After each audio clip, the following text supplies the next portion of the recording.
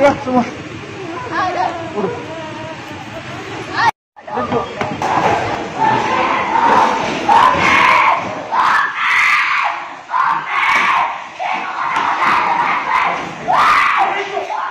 Dan berikut ini penjelasan dari sang anak.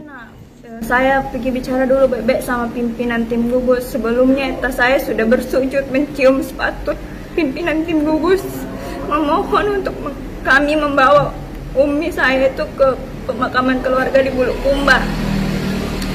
Jadi saya keluar dengan saya mempercayai satu dokter yang mereka sebut itu Pak Haji. Nah, Pak Haji mengatakan, iya dek, kita akan cuman kafankan ibu. Nanti kalau mau disolatkan, kita tunggu bapak untuk masuk juga solat sama-sama. Jadi saya percayakan sama Pak Haji saya, karena saya berpikir Pak Haji tidak bakal membohongi saya.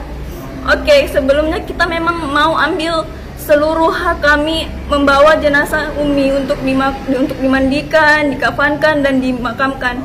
Tapi dengan mereka bujuk kami, akhirnya kami melunak dan baik Pak, baik dokter, silahkan dimandikan, silahkan dikafankan, tapi tolong kami yang bawa untuk dimakamkan.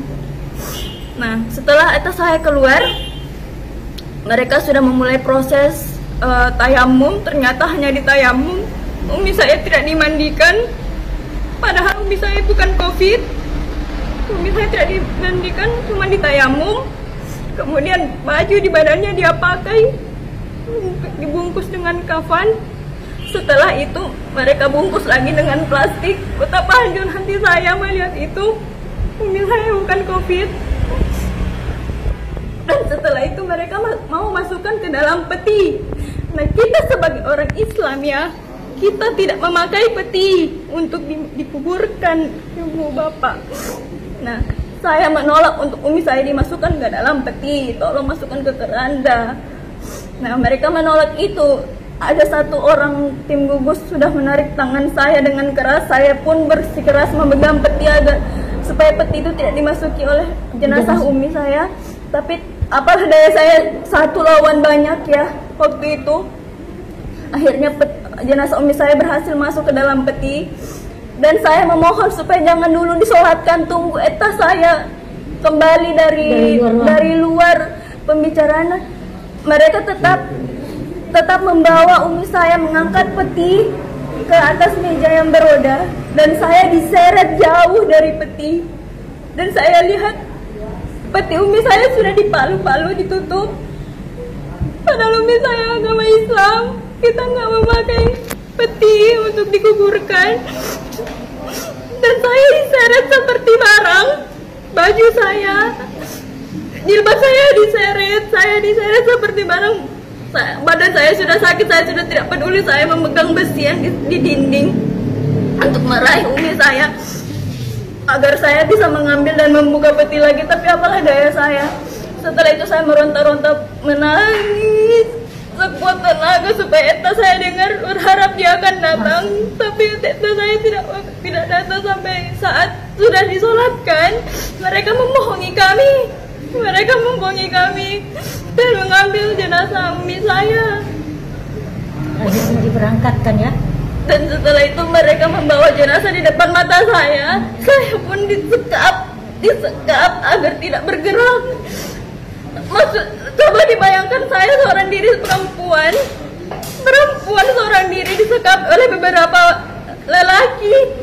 Betapa sakitnya hati saya waktu itu melihat umi saya berjalan di depan jenazah umi saya berjalan. Saya tidak bisa melakukan apa-apa. Jenazah tersebut digotong lari sehingga saya tidak bisa melakukan apa-apa. Bahkan saya tidak bisa bergerak sedikit pun. Dan mereka sudah memberikan sedikit kelonggaran, saya pun langsung lari ke depan. Dan saya melihat saya sudah di depan mobil jenazah tidur. Dan saya pun baru mengerti ternyata tadi itu bukan pembicaraan yang baik, tapi salah satu teknis buat mereka menyekap saya supaya saya tidak ada teman di dalam.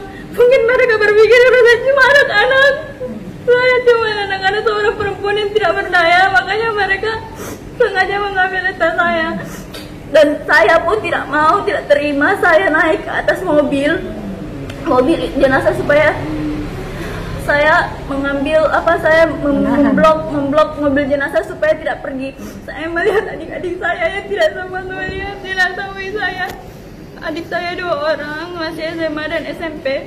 Mereka tidak sempat melihat untuk terakhir kalinya, padahal mereka dari malam. Mereka hanya dijanjikan, iya sebentar dek, kamu pakai baju astronot masuk ke dalam bisa, tapi sebentar sampai pagi tidak ada. Mereka tidak pernah masuk dan kami di dalam ya sudah memohon, sudah bersujud